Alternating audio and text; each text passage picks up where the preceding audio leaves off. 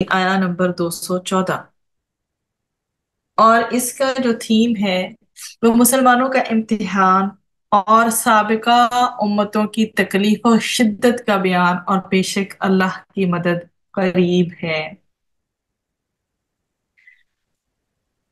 کیا حسب تم خیال کیا تم نے، ان کے تدخلو تم داخل ہو جاؤ گے، الجنہ جنت میں، ولما حالانکہ نہیں، یاتکم آئی تمہارے پاس، مثال الذین ان کی جو خلو گزر چکے، من قبلکم تم سے پہلے، مستہم پہنچی انہیں، البأساء سختیاں، والضراء اور مصیبتیں، وزلزلوا اور وہ ہلا دیے گئے، حتیٰ یہاں تک کہ یقول کہنے لگا، الرسول رسول، والذین اور وہ جو آمنوا ایمان لائے، معہ ساتھ اس کے، متی کب، نصر مدد، اللہ اللہ کی کب آئے گی، کب آئے گی اللہ کی مدد، متی نصر اللہ کب آئے گی اللہ کی مدد، الا خبردار، ان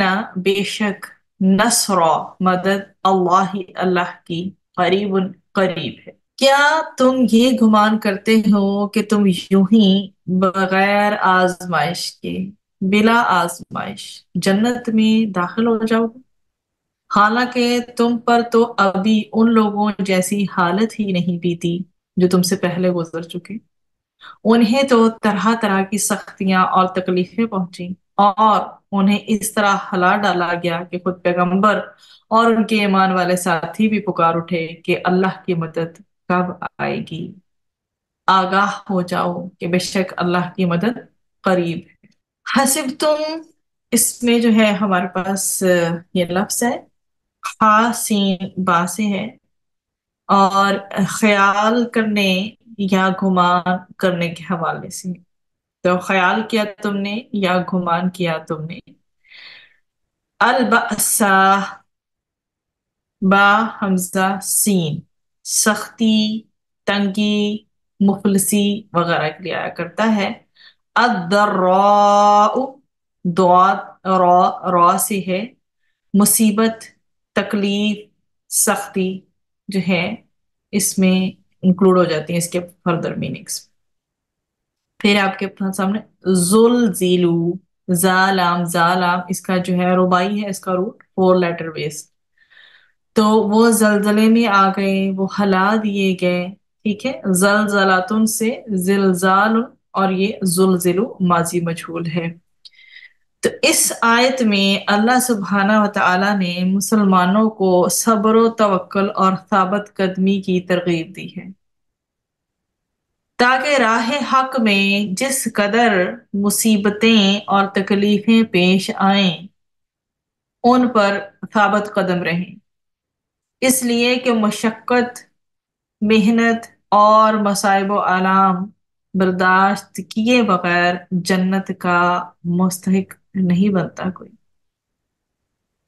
تو اس لیے فرمایا گیا ہے اس آیت میں کہ مسلمانوں، صرف ایمان لانا ہی تمہیں جنت کا مستحق نہیں بنا دے، بلکہ اس کے لیے تمہیں ہر قسم کی مصیبت و آفت برداشت کرنا چاہیے، کیونکہ تم سے پہلے جو بھی انبیاء گزرے ہیں، جو بھی ہم سے پہلے انبیاء گزرے ہیں، متبعین گزرے ہیں، بے پناہ سختیاں اٹھائی ہیں انہوں، وہ بے پناہ سختیاں اٹھا چکے ہیں، ٹھیک، مگر اس کے باوجود وہ دین حق پہ ثابت قدم رہے ہیں۔ They are moral example for us۔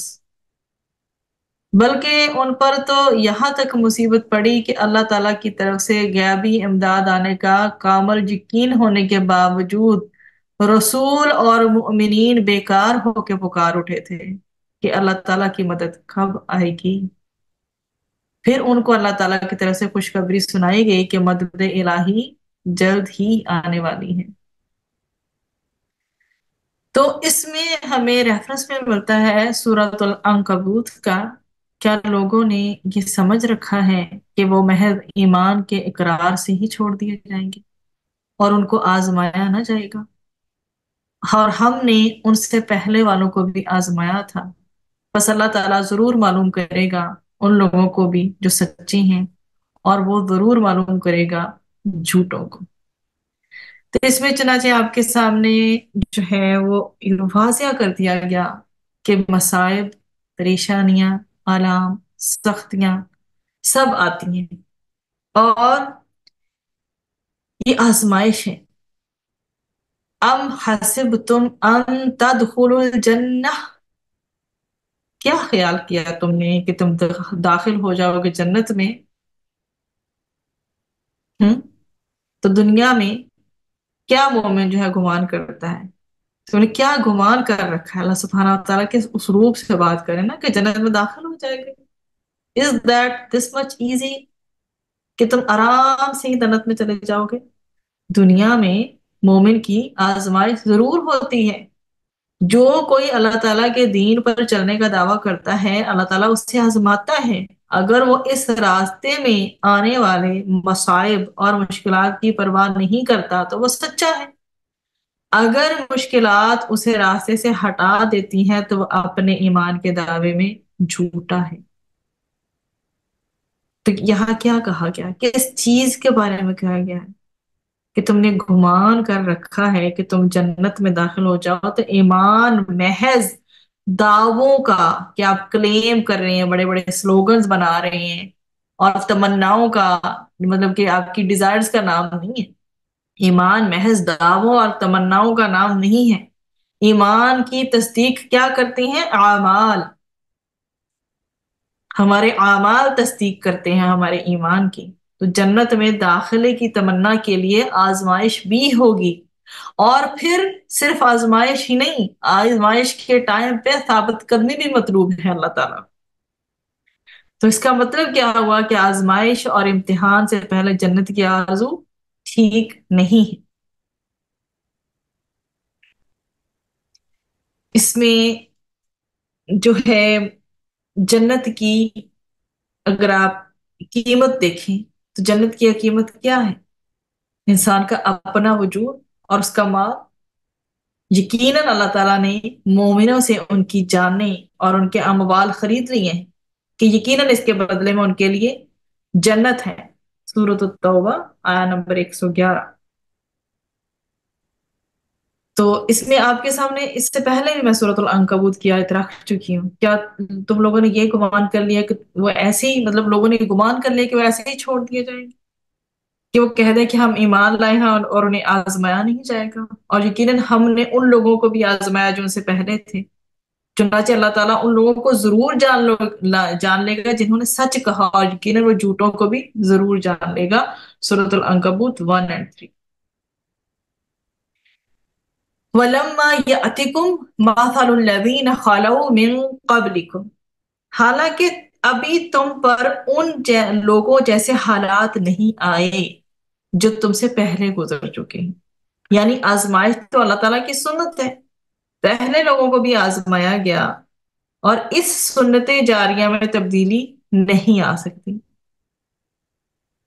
इसमें सैयदना खुबाब बिन अरत रदी अल्लाह अन्हु ने बयान किया कि हमने रसूल अकरम सल्लल्लाहु अलैहि वसल्लम से शिकायत की।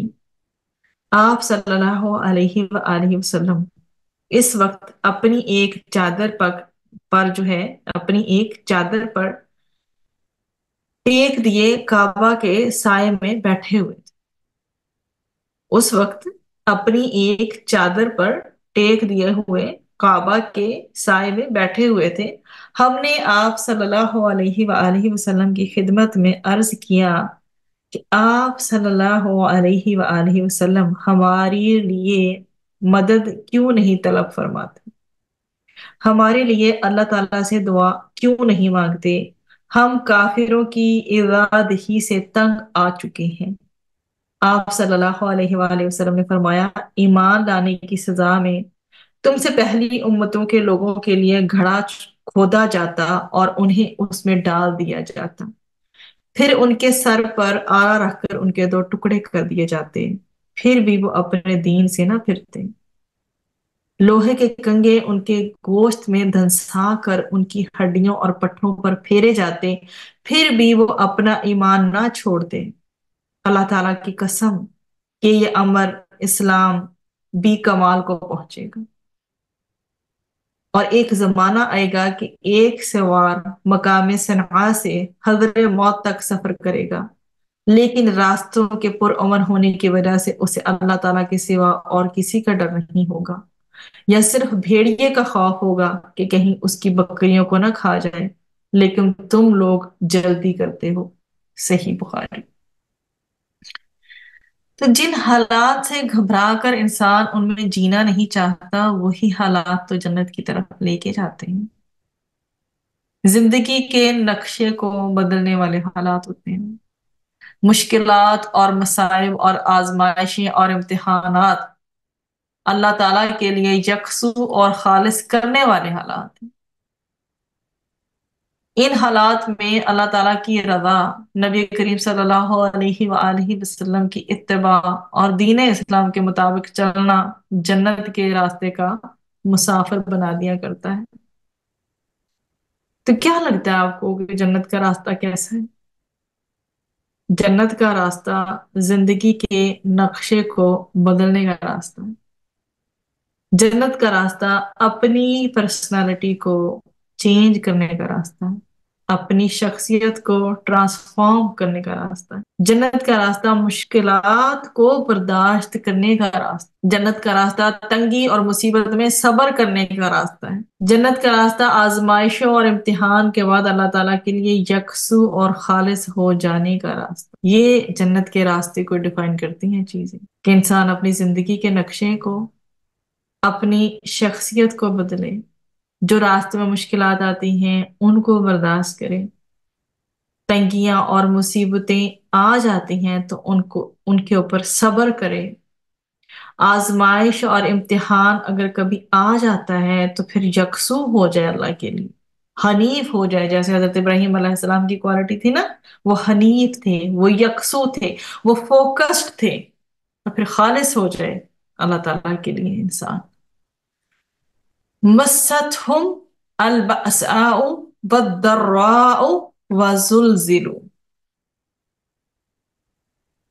ان کو تنگ دستی اور تکلیف پہنچی، یعنی ان کو سختیاں اور تکلیفیں پہنچی، وہ فاقوں میں مبتلا ہوئے، انہیں مختلف بیماریوں نے گھیر لیا، وزلزلوا، اور وہ بری طرح ہلائے گئے، یعنی قتل و غارت، خانہ جنگیاں، جلا وطنی، مال لوٹ لینے اور دیگر نقصانات نے انہیں دہشت میں مبتلا کر دیا تھا۔ حتیٰ یقول الرسول، یہاں تک کہ کہنے لگا، کون؟ رسول کہنے لگا، والذین آمنوا معہ، اور وہ بھی لوگ جو ان کے ساتھ تھے، متی نصر اللہ، کب آئے گی اللہ کی مدد؟ حالات کی شدت نے انہیں ایسے مقام تک پہنچا دیا کہ اللہ تعالیٰ کی مدد پر یقین رکھنے کے باوجود رسول اور ایمان والے پکار اٹھے، متی نصر اللہ، اللہ تعالیٰ کی مدد کب ہوگی؟ انبیاء علیہ السلام اور ان کے ساتھیوں کا یہ عرض کرنا کہ اللہ تعالیٰ کی مدد کب آئے گی کسی شک و شبہ کی وجہ سے نہ تھا، جو کہ ان کی پھر کیا ہے، شان کے خلاف ہے، وہ کسی شک و شبہ میں تھوڑی تھے، بلکہ ان کا سوال یہ کس لیے تھا؟ اللہ تعالیٰ نے یقیناً اپنی مدد کا جو ہے وعدہ فرمایا ہے، مگر اس کا ایک وقت اور مقام متعین نہیں فرمایا۔ تو انہوں نے اس حالت اضطرار میں، جو کہ ایک بے چینی کی کیفیت تھی، ایسے الفاظ عرض کرنے کا ان کا مطلب یہ تھا کہ یہ مدد جو ہے جلد بھیجی جائے، اور ایسی دعا کرنا توکل یا منصب نبوت کے منافی نہیں ہوا کرتا، بلکہ حق تعالیٰ اپنے بندوں کی اس طرح کی آہوزاری کو پسند فرماتے ہیں۔ اللہ تعالیٰ اپنے بندوں کی گڑ گڑاہٹ، آہوزاری کو پسند فرماتے ہیں، اسی لیے انبیاء علیہ السلام اور باقی اس کے علاوہ جو بھی صالحین تھے، جو بھی امت کے لیڈرز تھے، ٹھیک، وہ جو ہے اس چیز کی سب سے زیادہ مستحق ہیں، سب سے زیادہ، مطلب کہ انہوں نے تکلیفیں سہی، مشکلات سہی۔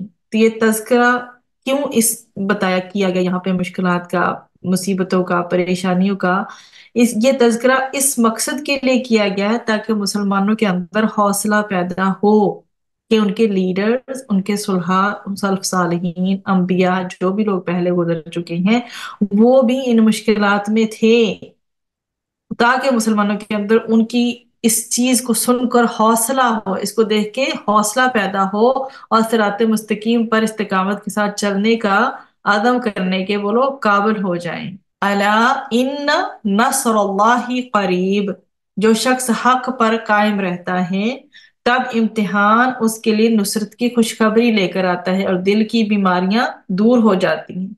जब अहले ईमान मुसाइब को बर्दाश्त कर लेती हैं, वो साबित कदम रहते हैं, जब वो मुसीबतों के सामने खड़े रहते हैं, तो अल्लाह ताला की मदद अहले ईमान के लिए यकीनी तौर पर आती है, इसलिए कि करीब है। हर आने वाली चीज करीब है और अल्लाह ताला की मदद ने आना ही है, इसलिए वो करीब है।